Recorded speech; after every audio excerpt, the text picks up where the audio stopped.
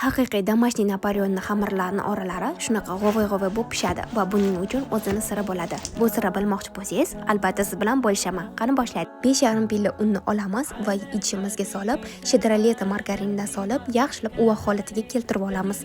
Uvog'imiz xuddi shunaqa holatda bo'ladi va unga bitta pilla suv, ozgina tuz, yarim choy qoshiq va 1 choy qoshiq razlixitelь, bitta tuxum solib, birinchi qo'limizda yaxshilab massani aralashtirib olib, xamir qilib olamiz.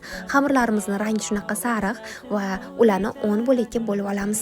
Bo'lingan xamirlarni 1 soatga morozilkaga qo'yib yaxlatib olamiz va usti qattiq, ichi yumshoq bo'lgan xamirlarimiz 1,5 soat 1 soatda tayyor bo'ladi. Ularni yaxshilab unlab yoyamiz, chetlarini chiroyli forma berish uchun shunaqa pichoqda kesib olamiz va albatta eng asosiy siri vilkani shunaqa teshib chiqib, duxovkada 200 gradusda 10-15 minutdan pishirib olamiz. Qarabsizlarki, sizlarda g'ovg'ayli haqiqiy домашний Napoleonimiz tayyor bo'lyapti. Napoleonni yana ham mazali qiladigan narsa buni kremi. Albatta kremi uchun hech qanaqa margarin ishlatmaysizlar. Обязательно sariyog' ishlatinglar. Men nima sariyog'ligini Telegram kanalimga rasmini jo'natib qo'yaman. Sariyog' bilan molokoni yaxshilab mikserlab, xuddi shunaqa holatga kelgandan keyin ustiga krem korj qilib terib olamiz.